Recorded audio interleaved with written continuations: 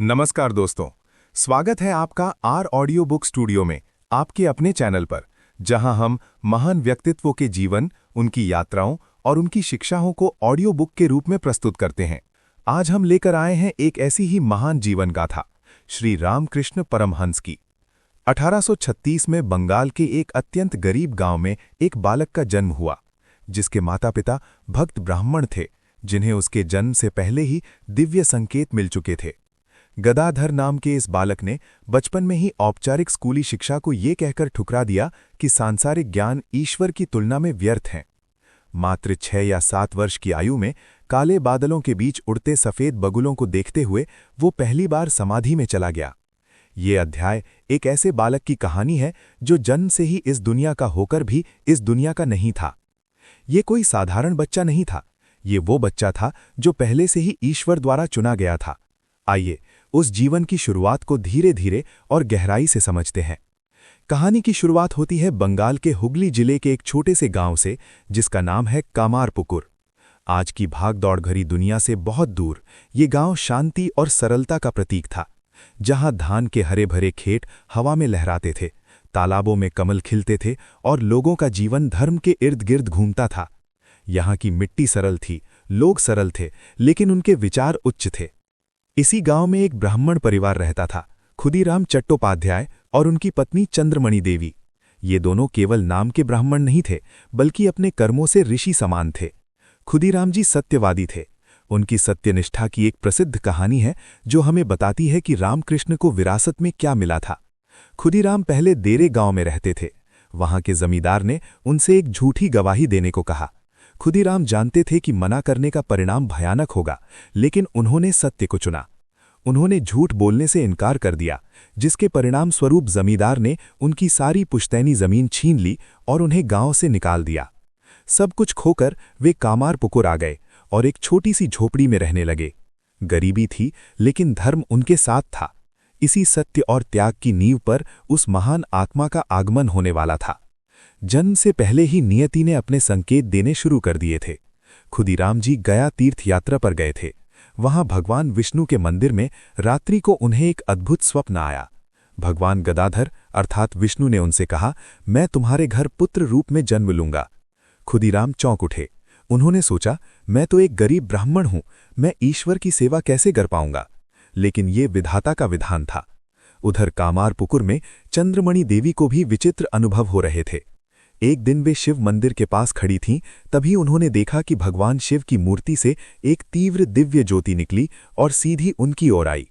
वो ज्योति लहरों की तरह उनके शरीर में समा गई। वे मूर्छित होकर गिर पड़ी। जब उन्हें होश आया तो उन्हें लगा कि वो ज्योति अब भी उनके गर्भ में है। ये संकेत बता रहे थे कि आने वाला बालक कोई सामान्य मनुष्य नहीं, बल्कि एक विशेष उद्देश्य के लिए भेजी गई चेतना है। समय बीता। 18 फरवरी 1836, फाल्गुन महीने का शुक्ल पक्ष द्वितीया तिथि। सूर्योदय से ठीक पहले ब्रह्म मुहूर्त में उस बालक का जन्म हुआ। बच्चा इतना सुंदर और तेजस्वी था कि जो भी उसे देखता देखता ही रह जाता। गया में मिले स्वप्न के कारण पिता ने उसका नाम रखा गदाधर। प्यार से लोग उसे गदाई बुलाने लगे। गदाधर का बचपन वैसा नहीं था जैसा हम और आप सोचते हैं। हाँ, वे खेलते थे, शरारतें करते थे, लेकिन उनकी शरारतों में भी एक अलग तरह का आकर्षण था। उनकी स्मरण शक्ति इतनी तेज थी कि एक बार जो सुन लेते उसे हूबहू दोहरा देते। साधु संत गांव से गुजरते तो गदाधर उनके पास बैठकर घंटों उनकी बातें सुनते। वे रामायण और महाभारत की कहानियों को केवल सुनते नहीं थे, बल्कि उन्हें जीते थे। वे अक्सर मिट्टी से देवी देवताओं की मूर्तियां बनाते और अकेले ही उनकी पूजा में मग्न हो जाते। लेकिन उनके जीवन की सबसे महत्वपूर्ण घटना, जो उनके भविष्य का पहला बड़ा संकेत थी, तब घटी जब वे लगभग 6 या 7 वर्ष के थे। एक दिन गदाधर खेतों की मेड़ पर चल रहे थे।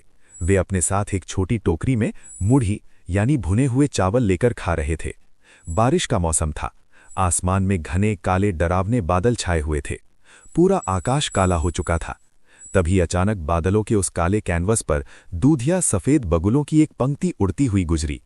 काले बादलों और सफेद बगुलों का वो कॉन्ट्रास्ट, वो अद्भुत सौंदर्य इतना तीव्र था कि गदाधर उसे सहन नहीं कर पाए। वो दृश्य उनकी आंखों के रास्ते सीधा उनकी आत्मा में उतर गया। उन्हें लगा कि वो सौंदर्य इस दुनिया का नहीं है। उसी क्षण उनके हाथ से चावल की टोकरी छूट गई। उनका शरीर सुन्न हो गया। वे लड़खड़ाए और जमीन पर गिर पड़े। वे बेहोश हो गए थे। गांव के लोग दौड़े, उन्हें उठाकर घर लाए। माता पिता घबरा गए। उन्हें लगा कि बच्चे को कोई बीमारी हो गई है या किसी भूत प्रेत का साया है। लेकिन ये कोई बीमारी नहीं थी, ये उनकी पहली भाव समाधि थी। ये वो अवस्था थी जहां मन बाहरी दुनिया से पूरी तरह कट जाता है और केवल एक ही विचार, एक ही भाव में लीन हो जाता है।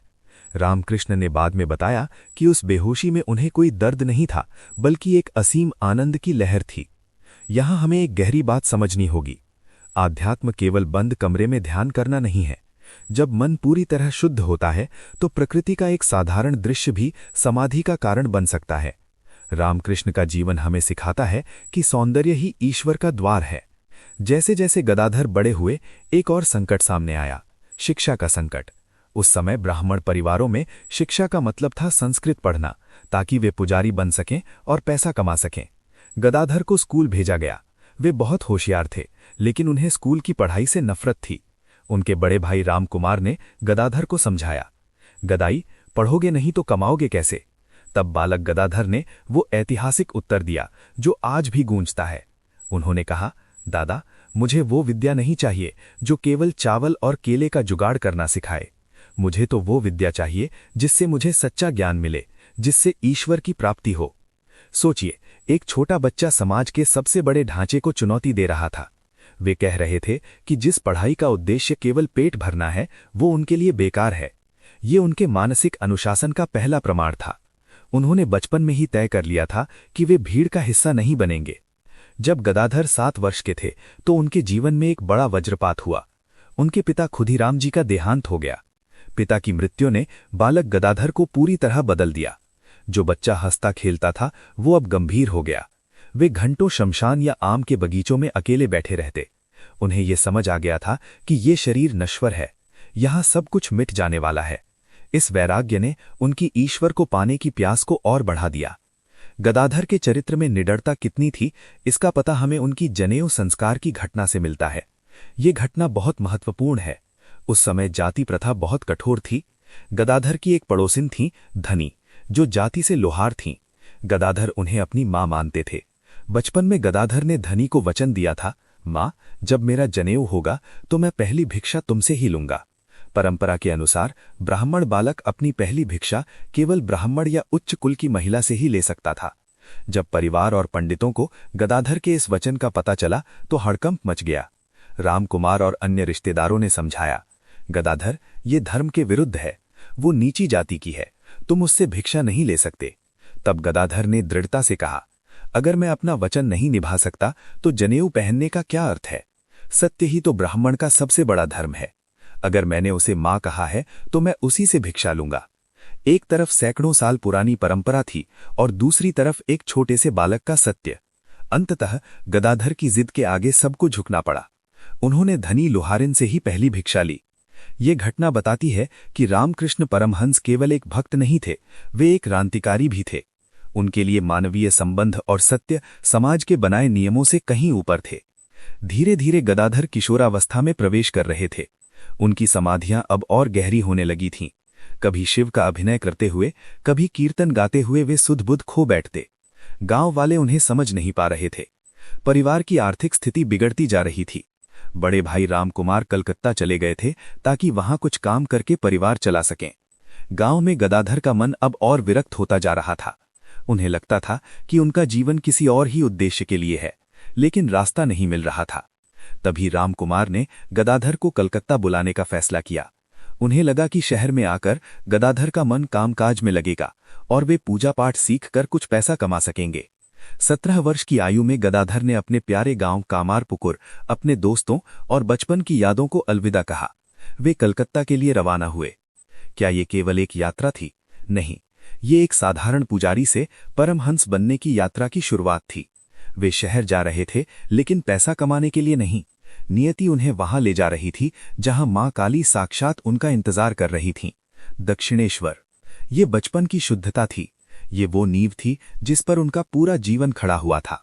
गदाधर ने हमें सिखाया कि यदि बचपन से ही अपनी आंतरिक पुकार को सम्मान दो तो वो पुकार जीवन भर मार्ग दिखाती है। उन्होंने बचपन में ही दिखा दिया था कि ईश्वर प्राप्ति के लिए कभी-कभी समाज के नियमों को भी तोड़ना पड़ता है। ये उनके मानसिक अनुशासन का पहला प्रमाण था। उन्होंने बचपन में ही तय कर लिया था कि वे भीड़ का हिस्सा नहीं बनेंगे। ये उनके जीवन का अंत नहीं था, बल्कि एक नई और कठिन यात्रा की शुरुआत थी, पागलपन की हद तक ईश्वर प्रेम की यात्रा। दक्षिणेश्वर काली मंदिर का नया पुजारी अपनी जिम्मेदारियों को भूल गया। उसने मंत्र पढ़ना छोड़ दिया, विधियों को त्याग दिया और मूर्ति के सामने पागलों की तरह रोना शुरू कर दिया। उसने खाना पीना छोड़ दिया, नींद त्याग दी और अंततः उस आत्मघाती संकट तक पहुंच गया जहां उसने मंदिर की दीवार से तलवार उतार ली। यदि तुम मुझे अभी दर्शन नहीं दोगी मां, तो मैं ये जीवन समाप्त कर दूंगा। ये अध्याय उस चरम सीमा की कहानी है जहां भक्त पुजारी नहीं रहता, बल्कि एक ऐसा बालक बन जाता है जो अपनी मां के लिए प्राण देने को भी तैयार हो जाता है। गदाधर का कलकत्ता आना उनके जीवन का एक बहुत बड़ा बदलाव था। गांव की खुली हवा, हरे भरे खेत और शांत वातावरण से निकलकर वे एक ऐसे महानगर में आ गए थे जो भीड़-भाड़, शोर और भौतिकवाद से भरा था। उनके बड़े भाई राम कुमार ने उन्हें संस्कृत पाठशाला में भर्ती कराने की कोशिश की, लेकिन गदाधर का मन वहां नहीं लगा। उन्हें लगता था कि यहाँ लोग केवल पैसा कमाने और अपनी विद्वता का प्रदर्शन करने के लिए पढ़ रहे हैं। उनका मन तो कहीं और ही लगा था। वे अक्सर शहर से दूर गंगा के किनारे चले जाते या किसी बगीचे में बैठकर ध्यान करते। तभी नियति ने अपना दूसरा पासा फेंका। कलकत्ते के उत्तर में गंगा नदी के पूर्वी तट पर एक भव्य मंदिर का निर्माण हो रहा था। ये मंदिर एक बहुत ही अमीर और धर्मनिष्ठ महिला रानी रासमणी द्वारा बनवाया जा रहा था।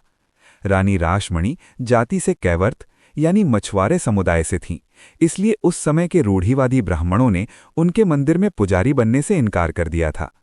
कोई भी कुलीन ब्राह्मण वहां भोग लगाने को तैयार नहीं था, लेकिन विधना को कुछ और ही मंजूर था। काफी समझाने के बाद गदाधर के बड़े भाई राम कुमार वहां पुजारी बनने को तैयार हुए और इस तरह गदाधर भी अपने भाई के साथ उस स्थान पर आ गए जो इतिहास में अमर होने वाला था, दक्षिणेश्वर। दक्षिणेश्वर का वातावरण गदाधर को बहुत भाया। गंगा का विशाल पाट, पंचवटी यानी 5 वृक्षों का समूह, फूलों के बगीचे और भव्य काली मंदिर। यहां उन्हें वो एकांत मिला जिसकी उन्हें तलाश थी। शुरुआत में गदाधर को मंदिर की जिम्मेदारियों में कोई रुचि नहीं थी। वे केवल अपनी साधना में मग्न रहना चाहते थे। लेकिन समय का चक्र घूमा। उनके बड़े भाई राम कुमार की अचानक मृत्यु हो गई। इस घटना ने गदाधर को फिर से झकझोर दिया। अब मंदिर की पूजा का सारा भार उनके कंधों पर आ गया। उन्हें भवतारिणी मां काली का मुख्य पुजारी नियुक्त किया गया। शुरुआत में गदाधर ने एक सामान्य पुजारी की तरह पूजा की। वे मंत्र पढ़ते, फूल चढ़ाते, घंटी बजाते और आरती करते। लेकिन जैसे जैसे दिन बीतते गए, उनके भीतर का वो बचपन का पागलपन फिर से जागने लगा। उन्हें लगने लगा कि जिस पत्थर की मूर्ति को वे रोज नहलाते हैं, जिसे भोग लगाते हैं, क्या वो केवल पत्थर है या सच में कोई शक्ति है जो सुनती है? उनके मन में एक ही प्रश्न गूंजने लगा, क्या तुम सच में हो मां, या ये सब केवल एक कल्पना है? अगर तुम हो तो मुझे दिखाई क्यों नहीं देती? क्या तुम केवल महान संतों को दर्शन देती हो, मुझ जैसे अनपढ़ पुजारी को नहीं? ये प्रश्न एक चिंगारी बन गया और धीरे धीरे ये चिंगारी एक आग में बदल गई, विरह की आग। अब उनकी पूजा पूजा नहीं रही, वो एक जिद बन गई। वे घंटों मां काली की मूर्ति के सामने बैठे रहते, मंत्र पढ़ना भूल जाते। कभी कभी तो वे आरती करते समय इतना खो जाते कि घंटों तक घंटी ही बजाते रहते, या फिर फूल चढ़ाना भूलकर खुद को ही फूल चढ़ाने लगते। वे मूर्ति के पास जाते और अपनी उंगलियां मां काली की नाक के पास ले जाते, ये जांचने के लिए कि क्या उनकी सांसें चल रही हैं। लोग उन्हें देखकर कहते, नया पुजारी पागल हो गया है, इसे विधि विधान का कुछ पता नहीं है। लेकिन गदाधर को दुनिया की कोई परवाह नहीं थी। उनके लिए अब दिन और रात का अंतर मिट चुका था। जैसे ही शाम होती और मंदिरों में शंख बजते, गदाधर का दर्द और बढ़ जाता। वे मंदिर के बाहर जमीन पर अपना चेहरा रगड़ते और फूट फूट कर रोते। उनकी पुकार इतनी दर्दनाक होती थी कि सुनने वालों का दिल दहल जाता। वे चिल्लाते, माँ, एक और दिन बीत गया और तूने मुझे दर्शन नहीं दिए। क्या मेरा जीवन ऐसे ही व्यर्थ चला जाएगा? सूर्य डूब गया, लेकिन मेरे जीवन में ज्ञान का सूर्य कब उगेगा? ये तड़प, ये व्याकुलता कोई नाटक नहीं थी। ये एक आत्मा की पुकार थी जो अपने स्रोत से मिलने के लिए छटपटा रही थी। जैसे पानी के बिना मछली तड़पती है, वैसे ही वे ईश्वर के लिए तड़प रहे थे। उन्होंने खाना पीना लगभग छोड़ दिया। रात रात भर वे पंचवटी के घने जंगल में जाकर ध्यान करते। वहां का वातावरण डरावना था, लेकिन उन्हें किसी बात का डर नहीं था। डर था तो बस एक ही बात का, कि कहीं वे ईश्वर को देखे बिना ही न मर जाएं। ये संघर्ष हफ्तों और महीनों तक चलता रहा। उनका शरीर सूख कर कांटा हो गया, आंखों के नीचे काले घेरे पड़ गए। लोग उन्हें पागल समझकर उन पर दया करने लगे। मंदिर के अधिकारी मथुर बाबू ने उनकी अवस्था देखी। मथुर बाबू एक समझदार व्यक्ति थे। उन्होंने महसूस किया कि ये साधारण पागलपन नहीं, ये दिव्योन्माद है, यानी ईश्वर के लिए पागलपन। इसलिए उन्होंने गदाधर को नहीं रोका। लेकिन गदाधर का धैर्य अब जवाब दे रहा था। सहनशीलता की भी एक सीमा होती है। वो दिन आ गया जब नियति को झुकना पड़ा। एक दिन गदाधर मंदिर के गर्भगृह में थे। वे मां के सामने रो रहे थे। उनका हृदय विरह की अग्नि में जल रहा था। उन्हें लगा कि अब और सहन नहीं होगा। उन्हें लगा कि ईश्वर ने उन्हें त्याग दिया है। उनके मन में विचार आया, अगर मुझे मां के दर्शन नहीं होंगे तो इस शरीर को रखने का क्या लाभ? ऐसे जीवन का क्या अर्थ जो सत्य को न जान सके? उनकी नज़र दीवार पर टंगी एक भारी तलवार पर पड़ी। ये वही तलवार थी जिसका उपयोग बलि देने के लिए किया जाता था। एक उन्माद में एक झटके के साथ गदाधर अपने स्थान से उछले। उन्होंने दीवार से वो भारी तलवार उतार ली। उनकी आंखों में आंसू थे और चेहरे पर एक भयानक संकल्प। उन्होंने तलवार को अपनी गर्दन पर रख लिया। वे चिल्लाए, मां, अगर तू नहीं है तो मैं इस जीवन को अभी समाप्त करता हूं। वे तलवार चलाने ही वाले थे कि अचानक सब कुछ बदल गया। तलवार उनके हाथ से छूटकर गिर गई। मंदिर, दीवारें, मूर्ति, दरवाजा, सब कुछ उनकी आंखों के सामने से गायब हो गया, जैसे कि पूरा ब्रह्मांड ही मिट गया हो। और उसकी जगह क्या दिखा? एक अनंत असीम चैतन्य प्रकाश का समुद्र। न कोई दिशा, न कोई अंत, बस प्रकाश ही प्रकाश। चेतना का एक महासागर जो लहरें मार रहा था। वो प्रकाश तेजी से गदाधर की ओर बढ़ा और उन्हें पूरी तरह निगल लिया। वे उस प्रकाश में डूब गए। उन्हें लगा कि वे अनंत शक्ति में विलीन हो रहे हैं। उनका अहंकार, उनका शरीर, उनका अस्तित्व, सब कुछ उस ज्योति में खो गया। वे बेहोश होकर फर्श पर गिर पड़े। बाहर से देखने पर वे बेहोश थे, लेकिन भीतर भीतर वे जाग चुके थे। जब उन्हें होश आया तो उनके मुख से केवल एक ही शब्द निकल रहा था, मां, मां। अब वे केवल विश्वास नहीं करते थे कि ईश्वर है, अब वे जानते थे, वे देख चुके थे। उस दिन मंदिर का वो पुजारी मर गया और एक परमहंस का जन्म हुआ। उस दर्शन के बाद गदाधर का जीवन पूरी तरह बदल गया। अब मूर्ति उनके लिए पत्थर नहीं थी। अब वे मां काली को हंसते हुए देखते, उनसे बातें करते, उन्हें अपने हाथों से खाना खिलाते। लेकिन ये अंत नहीं था, ये तो केवल पहली झलक थी। अभी उन्हें इस अनुभव को स्थायी बनाना था। अभी उन्हें दुनिया को ये दिखाना था कि ये पागलपन नहीं, बल्कि सर्वोच्च बुद्धिमत्ता है। रामकृष्ण के जीवन का ये अध्याय हमें एक बहुत गहरी बात सिखाता है। हम अक्सर शिकायत करते हैं कि हमें ईश्वर नहीं मिलते या हमें सफलता नहीं मिलती, लेकिन क्या हमारे भीतर वो तड़प है? रामकृष्ण कहते थे, लोग पत्नी के लिए रोते हैं, बच्चे के लिए रोते हैं, पैसे के लिए रोते हैं, लेकिन ईश्वर के लिए कौन रोता है? अगर तुम उसके लिए एक दिन भी वैसे रो जैसे तुम अपनी सांसारिक चीजों के लिए रोते हो, तो वो तुम्हें जरूर मिलेगा। सच्ची आध्यात्मिकता कोई समझौता बर्दाश्त नहीं करती। भावनाओं को दबाना नहीं है, बल्कि उन्हें एक दिशा देनी है। गदाधर ने अपनी सारी भावनाओं, सारे क्रोध, सारे दुख को ईश्वर की ओर मोड़ दिया। उस दिन गदाधर ने मृत्यु को ललकारा और बदले में उन्हें अमृत मिला। लेकिन एक बार दर्शन पा लेना ही काफी नहीं था। उस तीव्र ऊर्जा को संभालना एक कच्चे शरीर के लिए बहुत कठिन था।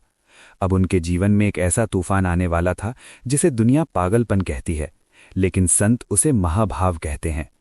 क्या उनका शरीर और मन इस दिव्य अग्नि को झेल पाएगा या वे इसमें भस्म हो जाएंगे? ये जानने के लिए अब आगे बढ़ते हैं अध्याय 3 की ओर। मां काली के प्रथम दर्शन के बाद रामकृष्ण शांत नहीं हुए, बल्कि एक ऐसे तूफान में बदल गए जिसे दुनिया ने पागलपन समझा। वे हफ्तों तक रोते रहते, जमीन पर लोटते और अपने शरीर की सुध-बुध खो बैठते। उनके शरीर में इतनी तीव्र जलन होती थी कि वे घंटों गंगा के ठंडे पानी में बैठे रहते। ये अध्याय उस दौर की कहानी है जब भैरवी ब्राह्मणी नामक एक योगिनी ने उनके जीवन में प्रवेश किया और साबित किया कि जिसे दुनिया पागलपन कह रही है वो वास्तव में महाभाव है। ये कहानी है तंत्र साधना की, सामाजिक अपमान सहने की और उस आग में तपकर कुंदन बनने की। काली मंदिर में उस दिन जो हुआ वो केवल एक शुरुआत थी। अक्सर हम सोचते हैं कि ईश्वर के दर्शन के बाद मनुष्य परम शांत हो जाता है, जैसे शांत झील। लेकिन रामकृष्ण के साथ जो हुआ वो इसके ठीक विपरीत था। दर्शन पाने के बाद उनके भीतर का बवंडर और तेज हो गया। जिसने एक बार उस अनंत आनंद का स्वाद चख लिया हो, वो अब साधारण दुनिया में कैसे रह सकता है। रामकृष्ण अब मंदिर के पुजारी नहीं रह गए थे। पूजा पाठ के नियम, विधि विधान, मंत्र सब उनके लिए बेमानी हो गए थे। वे अक्सर पूजा करते करते हंसने लगते, कभी रोने लगते और कभी कभी माँ काली की मूर्ति के साथ बातें करने लगते। कभी कभी वे मूर्ति को भोग लगाते और कहते, ले माँ खा, तू नहीं खाएगी तो मैं भी नहीं खाऊंगा।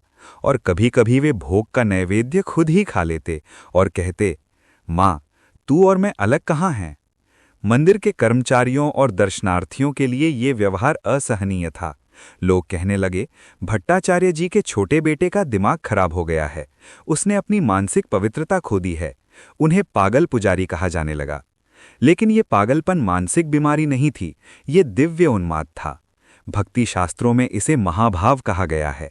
ये वो अवस्था है जहां भक्त और भगवान के बीच का पर्दा इतना पतला हो जाता है कि भक्त इस भौतिक दुनिया के नियमों को मानने से इनकार कर देता है।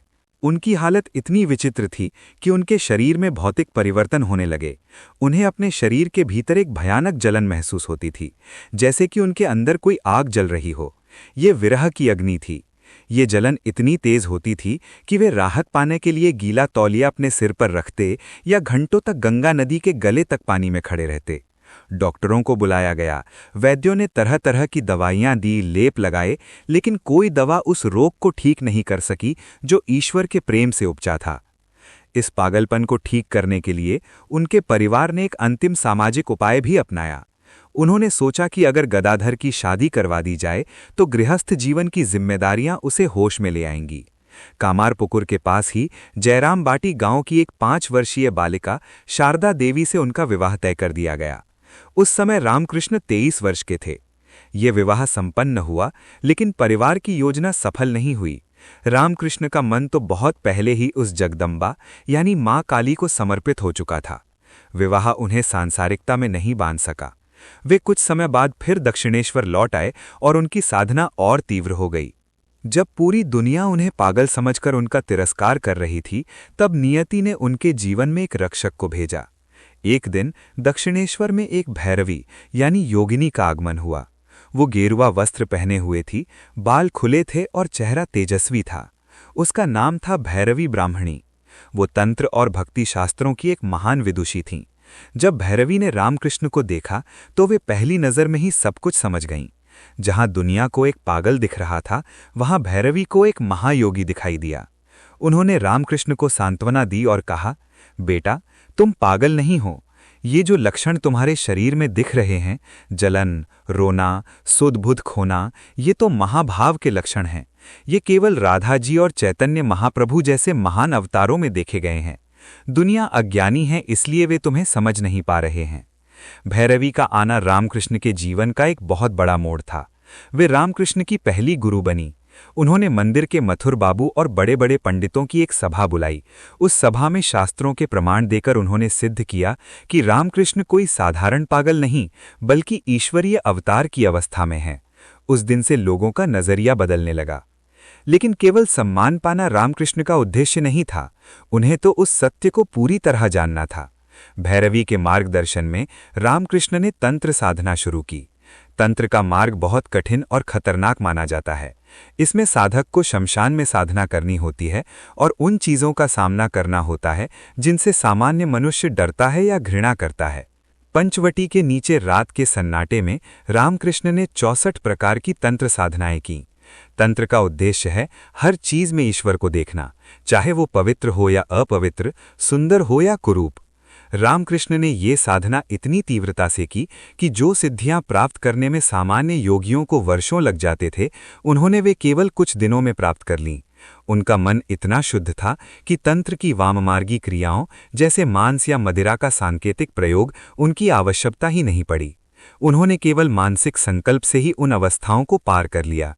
उन्होंने अपनी इंद्रियों पर इतनी विजय प्राप्त कर ली थी कि वे जलते हुए अंगारे को हाथ में रख सकते थे और उन्हें दर्द नहीं होता था, क्योंकि उनका मन शरीर से पूरी तरह अलग हो चुका था। तंत्र साधना के बाद उन्होंने वैष्णव साधना शुरू की। ये वो समय था जब उन्होंने अपने अहंकार को पूरी तरह मिटाने का प्रयोग किया। हनुमान जी की भक्ति करते समय वे पूरी तरह हनुमान बन गए। कहा जाता है कि उस दौरान उन्होंने मनुष्यों की तरह चलना छोड़ दिया था। वे बंदरों की तरह पेड़ों पर कूदते, केवल फल मूल खाते और उनकी आंखों में वही भाव आ गया था जो एक वानर का होता है। ये अभिनय नहीं था, ये तदात्म्य था, अपने इष्ट के साथ पूरी तरह एक हो जाना। इसके बाद उन्होंने मधुर भाव की साधना की, ये मानने के लिए कि ईश्वर ही एकमात्र पुरुष हैं और बाकी सभी आत्माएं प्रकृति यानी स्त्रियां हैं। रामकृष्ण ने स्त्रियों के वस्त्र पहनना शुरू किया। वे महीनों तक बनारसी साड़ी, गहने और चूड़ियां पहनकर रहे। वे स्त्रियों के बीच रहते, उन्हीं की तरह बातें करते और उन्हीं की तरह व्यवहार करते। उनका रूप परिवर्तन इतना पूर्ण था कि उनके अपने मथुर बाबू भी उन्हें पहचान नहीं पाए। इस साधना का उद्देश्य था मन से स्त्री और पुरुष के भेद को मिटा देना। जब तक मन में ये भाव है कि मैं पुरुष हूं या मैं स्त्री हूं, तब तक आत्मा का पूर्ण मिलन परमात्मा से नहीं हो सकता। रामकृष्ण ने अपने भीतर के पुरुष अभिमान को पूरी तरह कुचल दिया। अब रामकृष्ण वो व्यक्ति नहीं रह गए थे जो दक्षिणेश्वर आए थे। वे आग में तपकर सोना बन चुके थे। दुनिया जिसे पागलपन कह रही थी, वो वास्तव में उनकी मुक्ति का उत्सव था।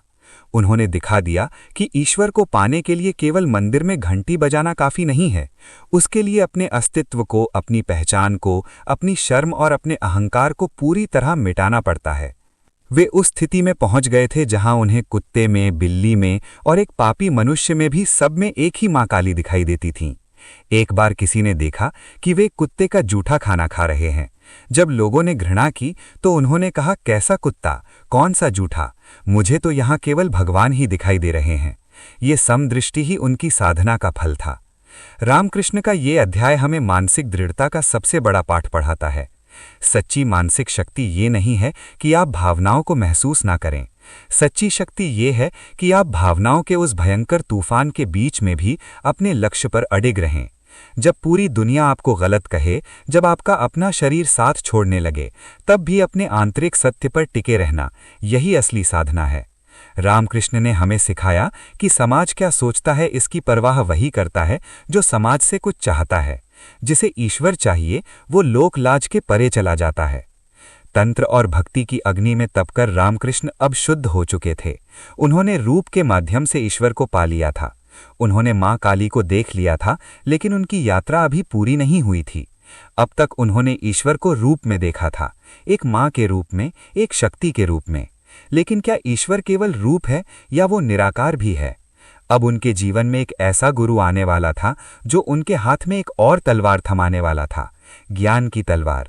एक ऐसा नगा साधु जो उन्हें मां काली की मूर्ति को भी तोड़ने का आदेश देगा। क्या रामकृष्ण अपनी प्यारी मां को छोड़कर निराकार शून्य में कूद पाएंगे? ये जानने के लिए अब आगे बढ़ते हैं अध्याय 4 की ओर।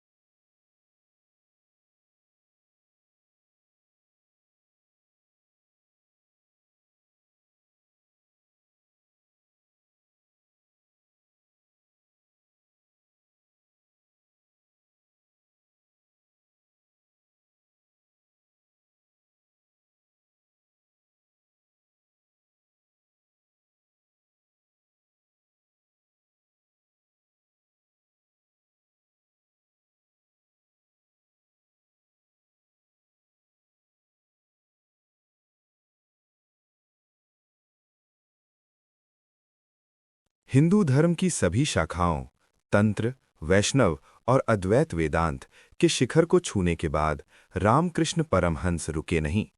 उनके मन में एक क्रांतिकारी प्रश्न उठा। क्या ईश्वर केवल हिंदुओं का है? क्या वही ईश्वर मस्जिद और चर्च में भी नहीं रहता? ये अध्याय इतिहास के सबसे अनोखे आध्यात्मिक प्रयोग की कहानी है। एक हिंदू पुजारी जो अल्लाह के नाम पर नमाज पढ़ता है और ईसा मसीह के प्रेम में डूब जाता है। उन्होंने हर धर्म को बाहर से पढ़ा नहीं, बल्कि भीतर से जिया, और अंत में दुनिया को वो मंत्र दिया जो आज भी मानवता की सबसे बड़ी जरूरत है: जितने मत उतने पथ। सन 1866 का समय था। श्री रामकृष्ण अब परमहंस बन चुके थे। उन्होंने मां काली के साकार रूप और निर्विकल्प समाधि के निराकार ब्रह्म दोनों का अनुभव कर लिया था। एक साधारण साधक यहां आकर रुक जाता, उसे लगता कि उसने सब कुछ पा लिया है। लेकिन रामकृष्ण एक आध्यात्मिक वैज्ञानिक थे। उनकी प्रयोगशाला उनका अपना शरीर और मन था। उनके मन में एक जिज्ञासा जागी। उन्होंने देखा कि दुनिया में लोग धर्म के नाम पर लड़ते हैं। हिंदू कहता है मेरा रास्ता सही है, मुसलमान कहता है मेरा, और ईसाई कहता है मेरा।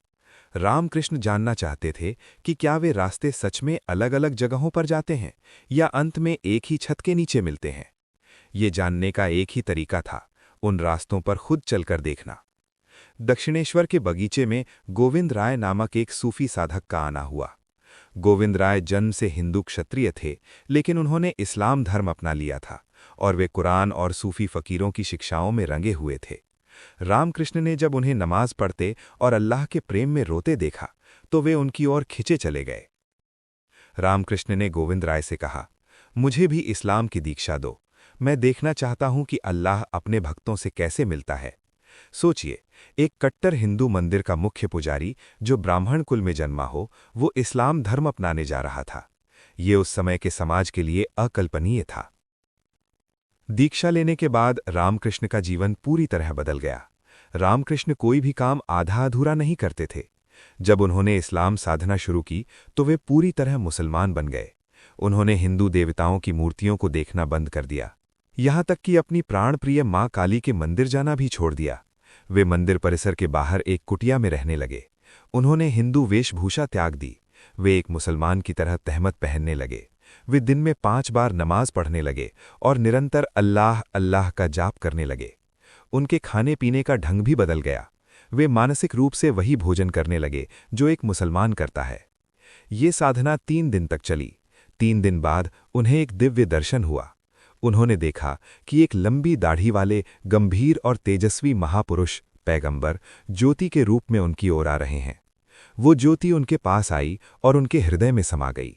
उसी क्षण उनका मन फिर से उसी निर्विकल्प समाधि में खो गया जहां वे पहले वेदांत साधना के समय पहुंचे थे। उन्हें अनुभव हुआ कि जिसे वे ब्रह्म कहते हैं, जिसे वे काली कहते हैं, वही अल्लाह है। नाम अलग अलग हैं, लेकिन सत्ता एक ही है। इस्लाम साधना के कुछ वर्षों बाद सन 1874 के आसपास रामकृष्ण का मन ईसाई धर्म को समझने की ओर मुड़ा। दक्षिणेश्वर के पास ही शंभूचरण मल्लिक का घर था, जो रामकृष्ण के भक्त थे और अक्सर उन्हें बाइबल पढ़कर सुनाते थे। रामकृष्ण ईसा मसीह के त्याग और प्रेम की कहानियां सुनकर भाव विभोर हो जाते थे। एक दिन रामकृष्ण यदु मल्लिक के बगीचे वाले घर में बैठे थे। उस कमरे की दीवार पर एक सुंदर चित्र टंगा था, मैडोना एंड चाइल्ड, यानी माता मरियम और बालक ईसा। रामकृष्ण उस चित्र को एकटक देखने लगे।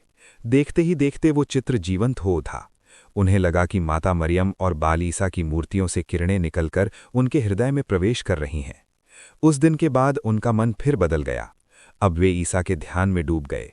वे मंदिर नहीं गए, वे अपने भीतर ईसा के प्रेम को महसूस करने लगे।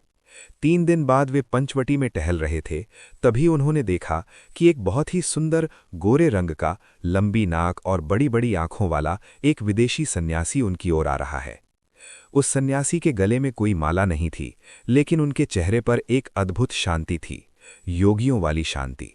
जैसे ही वे पास आए, रामकृष्ण के अंतर्मन से आवाज आई, ये ईसा मसीह हैं।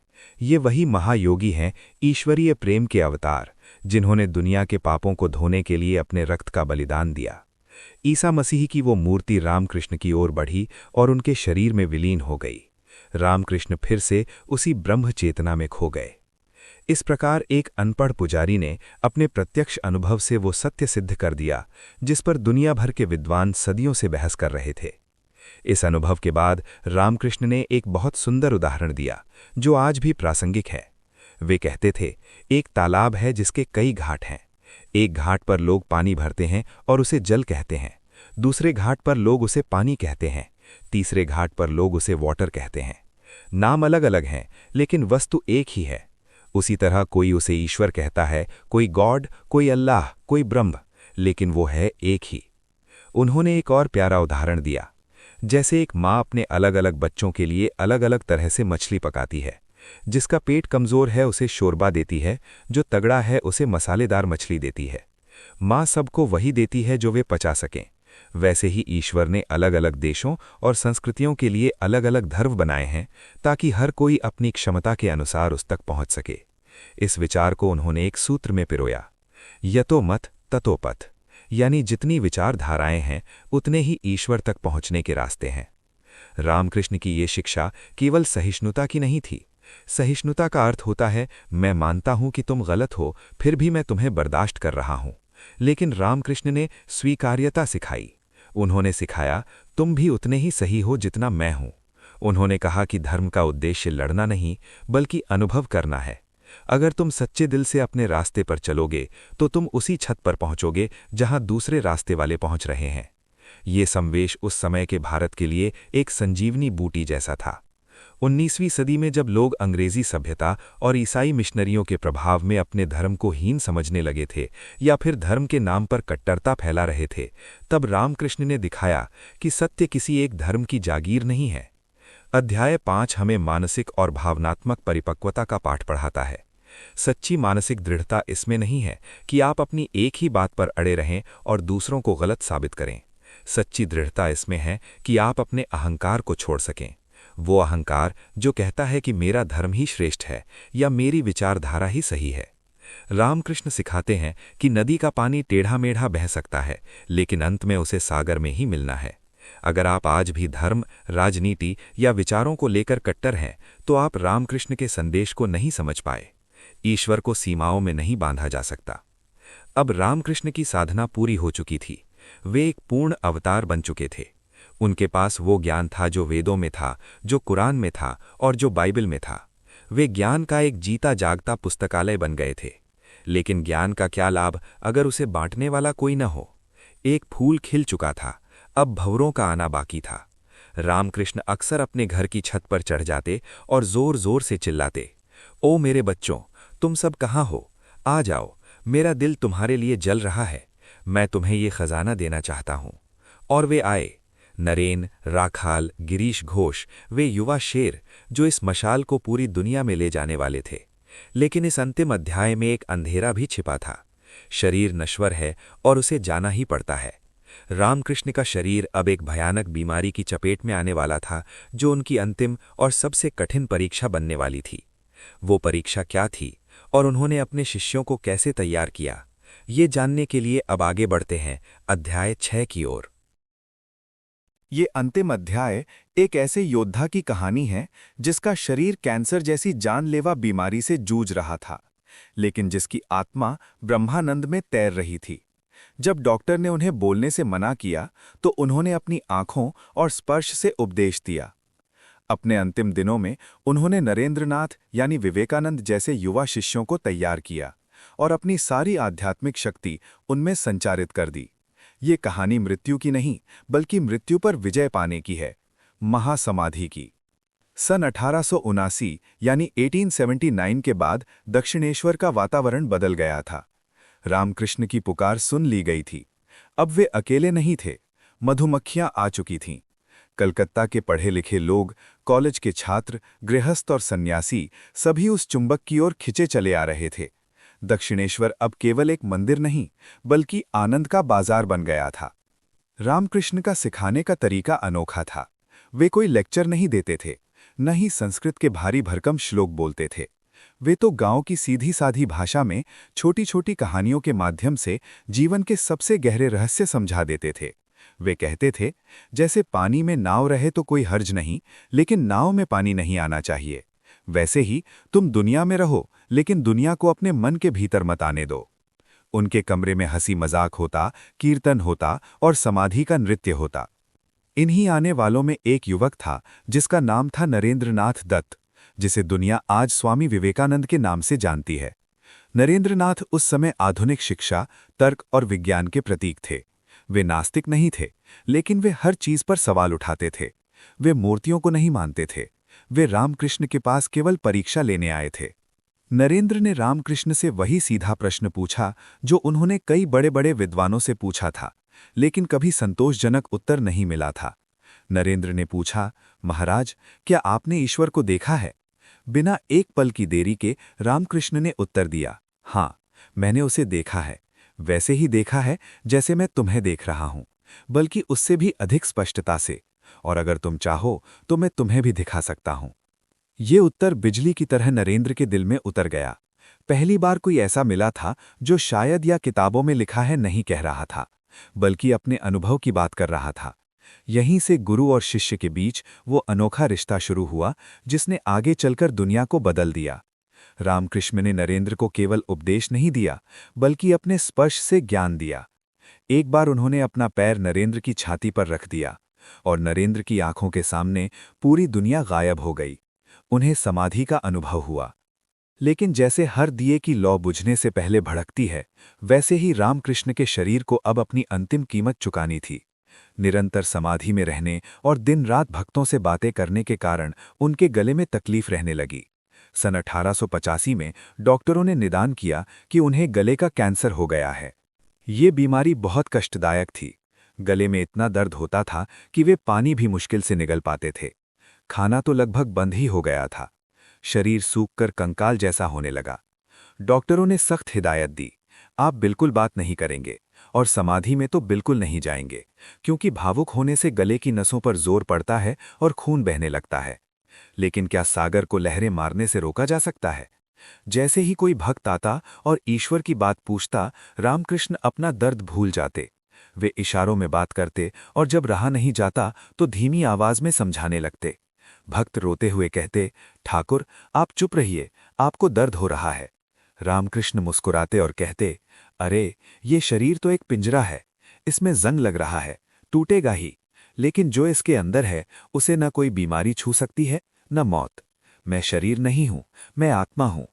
इलाज के लिए उन्हें पहले श्यामपुकुर और बाद में काशीपुर के उद्यान भवन में ले जाया गया। काशीपुर का वो मकान एक आध्यात्मिक अस्पताल बन गया था। जहां एक तरफ रामकृष्ण मृत्यु से लड़ रहे थे, वहीं दूसरी तरफ वे अपने युवा शिष्यों यानी नरेंद्र, राखाल, काली, शरद, शशि को सन्यास का प्रशिक्षण दे रहे थे। वे उन्हें त्याग और सेवा का पाठ पढ़ा रहे थे। वे नरेंद्र को अलग से बुलाते और घंटों उन्हें अद्वैत वेदांत के रहस्य समझाते। वे नरेंद्र को अपना उत्तराधिकारी बना रहे थे। 1 जनवरी 1886 का दिन इतिहास में स्वर्ण अक्षरों में लिखा गया है। इसे कल्पतरु दिवस कहा जाता है। उस दिन रामकृष्ण की तबीयत थोड़ी ठीक थी। वे बगीचे में टहलने निकले। वहां बहुत से गृहस्थ भक्त मौजूद थे। रामकृष्ण एक अलौकिक भाव में आ गए। उन्होंने गिरीश घोष, जो कि एक शराबी नाटककार से संत बने थे, से पूछा, गिरीश, तुम मेरे बारे में क्या सोचते हो? गिरीश ने घुटनों के बल बैठकर कहा, आप साक्षात अवतार हैं। ये सुनकर रामकृष्ण समाधि में चले गए और बोले, मैं और क्या कहूं, तुम सबको चैतन्य यानी ज्ञान प्राप्त हो। इसके बाद उन्होंने एक एक भक्त को छूना शुरू किया। जिसे भी वे छूते उसे तुरंत अद्भुत आध्यात्मिक अनुभव होने लगे। कोई हंसने लगा, कोई रोने लगा, कोई वहीं ध्यान में बैठ गया। उस दिन उन्होंने अपनी बची खुची शक्ति भी भक्तों पर लुटा दी। उन्होंने साबित कर दिया कि वे शरीर नहीं, शक्तिपुंज हैं। लेकिन शरीर का अंत निकट था। अगस्त 1886 का महीना आ गया। दर्द अपनी चरम सीमा पर था, फिर भी उनके चेहरे से मुस्कान गायब नहीं हुई। अपने अंतिम दिनों में उन्होंने नरेंद्र को अपने पास बुलाया। उन्होंने नरेंद्र को अपनी आंखों में आंखें डालने को कहा। अचानक नरेंद्र को लगा कि एक विद्युत प्रवाह रामकृष्ण के शरीर से निकलकर उनके शरीर में प्रवेश कर रहा है। नरेंद्र अपनी चेतना खो बैठे। जब उन्हें होश आया तो रामकृष्ण रो रहे थे। रामकृष्ण ने कहा, आज मैंने अपना सब कुछ तुम्हें दे दिया। अब मैं फकीर यानी कंगाल हूं। इस शक्ति के द्वारा तुम दुनिया का बहुत बड़ा काम करोगे। जब तक तुम्हारा काम पूरा नहीं होगा तुम वापस नहीं लौटोगे। ये शक्ति संचार था। एक जलते हुए दिए ने दूसरे दिए को जला दिया था। 16 अगस्त 1886 की रात के 1 बज रहे थे। चारों ओर सन्नाटा था। शिष्य उनके बिस्तर के पास खड़े थे। अचानक रामकृष्ण ने 3 बार मां काली का नाम लिया। उनके शरीर में एक रोमांच हुआ। बाल खड़े हो गए। आंखों की दृष्टि नाक के अग्रभाग पर स्थिर हो गई। चेहरे पर एक दिव्य मुस्कान तैर गई। वे महासमाधि में लीन हो गए। डॉक्टर आए, जांच की और सिर झुका लिया। पक्षी पिंजरा तोड़कर उड़ चुका था। अगले दिन जब उनके पार्थिव शरीर को शमशान ले जाया गया तो वहां दुख का माहौल नहीं था, बल्कि हरि बोल के जयकारे गूंज रहे थे, क्योंकि उनके भक्त जानते थे कि उनके गुरु मरे नहीं हैं। जैसा कि उन्होंने स्वयं कहा था, मैं कहाँ जाऊंगा, मैं तो यहीं हूं, बस इस कमरे से उस कमरे में जा रहा हूं। उनकी मृत्यु एक अंत नहीं बल्कि एक विस्फोट थी। उनकी चिता की अग्नि से जो चिंगारी निकली वो स्वामी विवेकानंद के रूप में पूरी दुनिया में फैल गई। वो संदेश जो एक छोटे से गांव कामारपुकुर से शुरू हुआ था, अब अमेरिका, यूरोप और पूरे विश्व में गूंजने वाला था। जीवन की सीख अध्याय 6 हमें विरासत और सेवा का पाठ पढ़ाता है। रामकृष्ण ने सिखाया कि सबसे बड़ा अनुशासन ये है कि आप अपने कष्टों को भूलकर दूसरों के कल्याण के लिए जिएं। जब शरीर में असहनीय दर्द हो फिर भी आप दूसरों को हंसा सकें और उन्हें राह दिखा सकें, यही स्थित प्रज्ञ की निशानी है। सच्चा गुरु वो नहीं जो केवल उपदेश देता है, बल्कि वो है जो शिष्य के भीतर सोई हुई शक्ति को जगा देता है। श्री रामकृष्ण परमहंस का जीवन एक खुली किताब है। एक ऐसा जीवन जिसने दिखाया कि ईश्वर को पाने के लिए न धन चाहिए, न डिग्री, न ऊंची जाति चाहिए, तो बस व्याकुलता, त्याग और सत्य के प्रति निष्ठा। उन्होंने हर धर्म को जिया, हर साधना को किया और अंत में मानवता को एक सूत्र में पिरो दिया। आज उनका शरीर हमारे बीच नहीं है, लेकिन उनकी चेतना, उनका भाव आज भी जीवित है। जब भी कोई व्यक्ति सच्चे दिल से मां कहकर पुकारता है तो रामकृष्ण की ऊर्जा उसे सहारा देने के लिए वहां मौजूद होती है। अब ये मशाल आपके हाथों में है, क्या आप इसे जलाए रखेंगे? श्री रामकृष्ण का जीवन हमें बताता है कि ईश्वर कोई कल्पना नहीं, एक हकीकत है। वे एक गरीब परिवार में जन्मे, बचपन में दुनिया को ठुकराया, ईश्वर के लिए तड़पे, पागलपन और दर्द सहा, कैंसर से लड़े, लेकिन कभी हार नहीं मानी। उनका एक ही संदेश था, जागो, ईश्वर ही एकमात्र सत्य है, उसे जाने बिना जीवन व्यर्थ है।